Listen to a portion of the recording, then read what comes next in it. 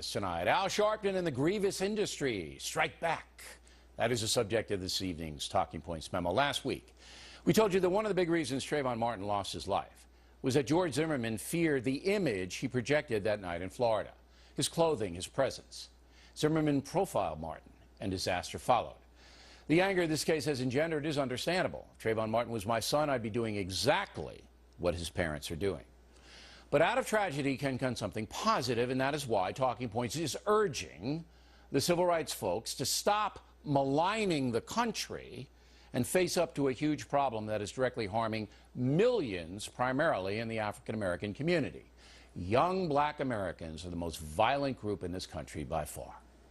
The reason is the collapse of the traditional African-American family unit. 50 years ago, when blacks had it much worse than they have it now, 25% of black babies were born out of wedlock. Today, the number is close to 75%. That is catastrophic. But the civil rights industry and the white power structure basically ignore the problem.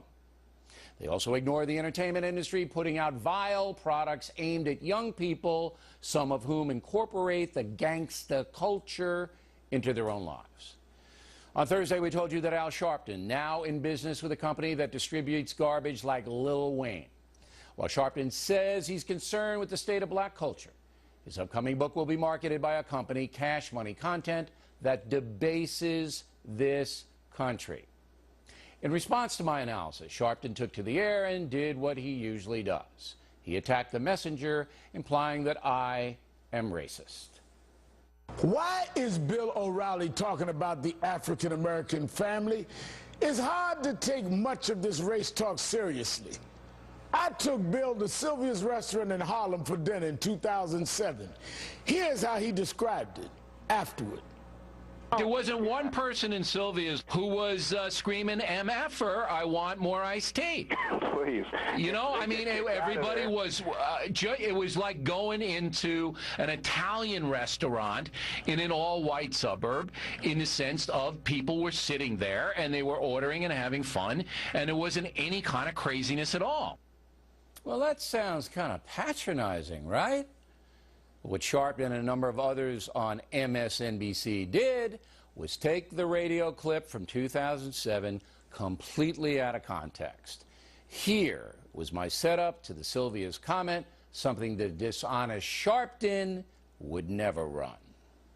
Black people in this country understand that they've had a very, very tough go of it. And some of them can get past that, and some of them cannot. I don't think there's a black American who hasn't had a personal insult that they've had to deal with because of the color of their skin. I don't think there's one in the country. So you got to accept that as being the truth. Does that sound anti-black to you? I continued my theme that despite racial injustice in the past, we're all Americans with much in common. And the marketplace is now reflecting that.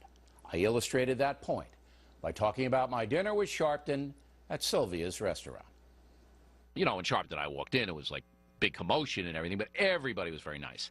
And I couldn't get over the fact that there was no difference between Sylvia's restaurant and any other restaurant in New York City. I mean, it was exactly the same. Even though it's run by blacks, primarily black patronship, it was the same. And that's really what the society is all about now here in the USA. There's no difference. There's no difference. Quite a different tone. Sharpton and others are attacking me because I am a threat to them. They have failed to deal effectively with problems in the black community, and they make a lot of money by promoting racial division. Huffing indignant, Sharpton wrapped up his assault on me this way.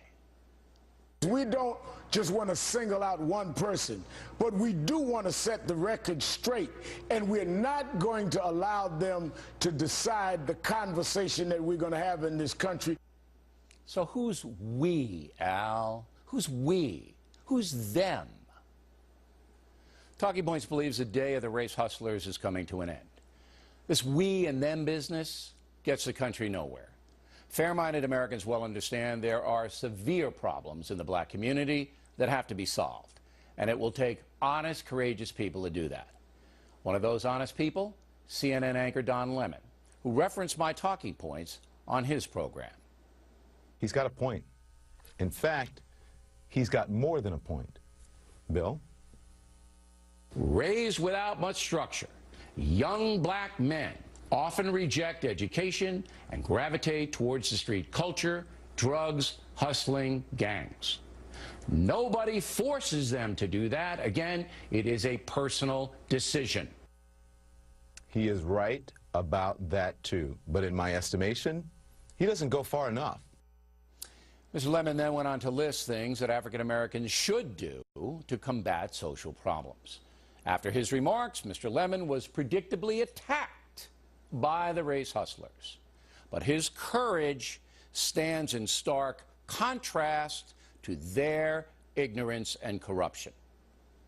As for Al Sharpton, we will leave with him saying this. Is Bill O'Reilly saying George Zimmerman shot Trayvon Martin because Trayvon was born out of wedlock, even though he wasn't? That's ridiculous, right? Ridiculous? You bet, Al. Your day is done.